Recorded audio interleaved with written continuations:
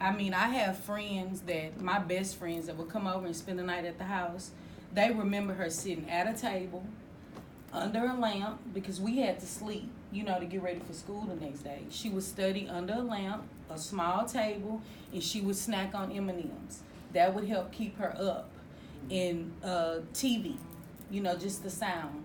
And she just worked tirelessly at studying for law in law school, and she worked full time also. That's why she chose to go to South Texas, because they had evening classes also. Thurgood, it was a full-time day program, and she had us and my dad at the time.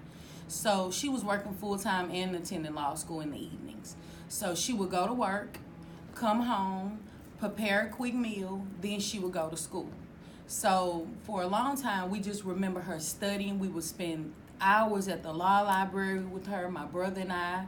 We would be running around, looking through the books. But we had no idea the path and the foundation that she was building for herself and her legacy.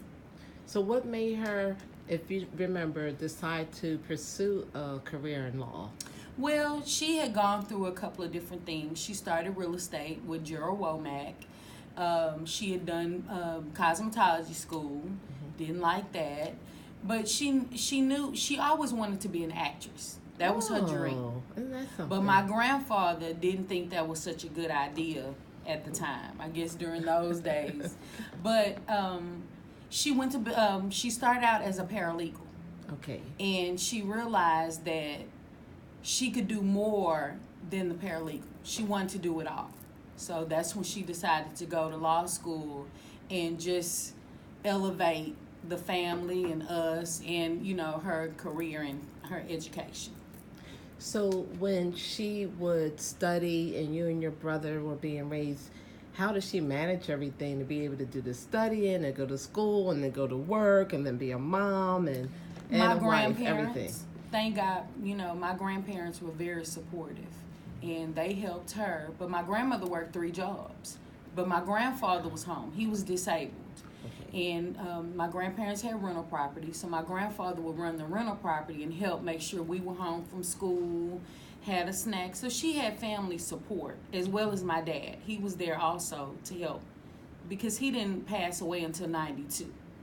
So during that time, it was just a family support unit helping her, because she had finally, found something that she wanted to pursue and, settle on as far as an education. Now, in terms of her siblings, was your mom a middle child, an only child? She's my grandmother's only child. My grandfather had 4 other children. So when my grandmother and my grandfather got married, they had my mom. And she's my grandmother's only child. So she's the baby. Well, so she got her work ethic from your grandmother. You see, your grandmother had 3 jobs. My grandmother worked 3 jobs. She was an educator for over 40 years. And, she taught school. Oh, she taught school. She taught school in Louisiana before she moved here to Houston and married my grandfather. So she was already an established teacher when she moved here to Houston. Before she even had my mother, she was already teaching. And then she started teaching at E.O. Smith in 5th Ward. And she taught at Harvard in the Heights for, I know, over 20 years. Oh, my goodness. And she taught GED at Milby in the evening times. And she also had a Saturday job that she worked. So what would you say was one word to describe your mom for people who need that type of inspiration? A superwoman. She really is. I used to tell her all the time, you're a robot, because she wouldn't stop. And now we know that, God had an allotted time for her. Yes. So she had things that she had to get done in a small, short period of time. And she has left lots of footprints around this community. Well, tell me a little bit about some of them. Well, like my daughter and I moved to New Orleans with my daughter in August of 2017.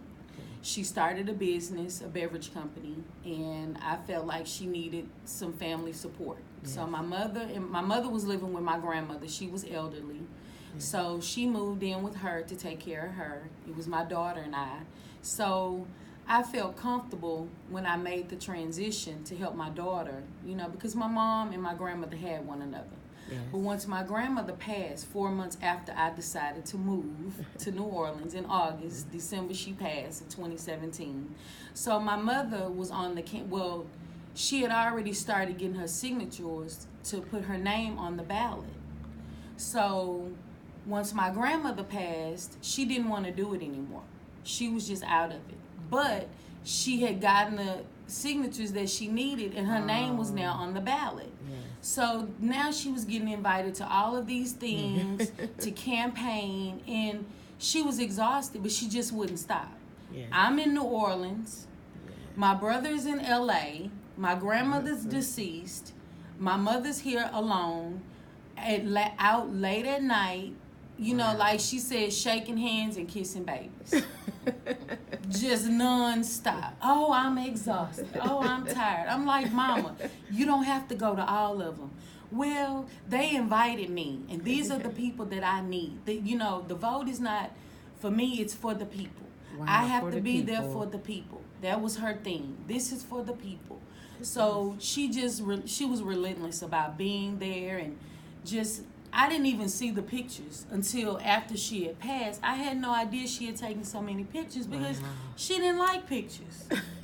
I would have to beg her, come on, Mama, let's take a picture. Right. So I have Snapchats and different selfies that I would make her take. Yes. So she was just like a superwoman. She was rebellious. She was aggressive. She was just like everything, so strong and so powerful. You know, even in her illness, we had no idea. When she went to Isaiah Factor, that was January the 10th. That was a month and a day. That was 4 weeks and 1 day before she died. Isn't that something? You couldn't see any illness in her. Okay. Because she kept going. And the doctors say, well, she had to have some type of, she was ignoring her body. Because her thing was, I have to do this for the people. Isn't that something?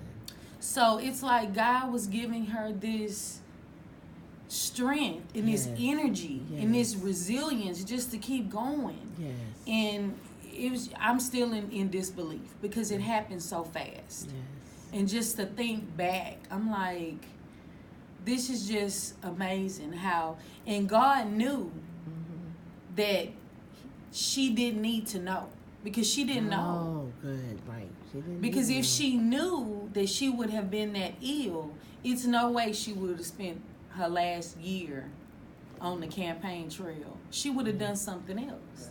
She would have been trying to travel or, you know, do her bucket list things. But this was her assignment. This was her assignment. And that's what God wanted her to do.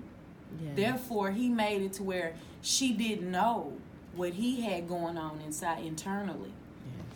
And mind you, Mama was under the care of a doctor all the time because she had high blood pressure. Okay. She was more so worried about her heart than cancer or anything else, you know, going on in her body. Because at Thanksgiving, my brother and she and my brother came to New Orleans for Thanksgiving. And we spent and had a good time. And we were going to go to Jamaica. We had a trip planned to go to Jamaica. Because we knew once she started, she was going to be busy and couldn't take time out. So my brother was like, well, let's take a quick trip. Let's go to Montego Bay. Mm-hmm. We had a flight, everything planned, a travel agent. And my mom called the travel agent. We didn't even know. But she called the travel agent. She said, well, they don't know, but I have a doctor's appointment. I'm not going to miss my doctor's appointment. Mm-hmm. So we'll just have to, you know, reschedule this for a later date. So she was still, you know, involved in her health. Wow. It was just a mystery. And now that I sit back, I see that God's plan was for it to be a mystery. Good. Because had she known, she would have gone in a totally different direction. Wow. And to have this achievement to be a judge. Yes. What do you remember once she told you she won? Well, she was still in shock because of the fact that she had been so torn and grieving my grandmother the whole year. So it's like she was doing all of these things, kind of like, it seems to me like an outer body experience, because she was just going. And I was like, Mama, well, you have to slow down. You have to stop. And my brother and I were just making it to where we could be with her every 2 weeks. I would be in New Orleans for 2 weeks and come here for 2 weeks. Okay. Help her with the rental property. You know, just help her get things organized in her life, because everything had been upside down for a year because she had been focusing on the campaign trail. Yes. So we have tenants calling, you know, about issues with the rental properties, and then she has to go to this meeting. So I was thinking to myself, okay, I'm going to have to step back a little bit for my daughter's business and go home and, you know, pull away and help my mom. So I was just like beginning to be torn in between the two, but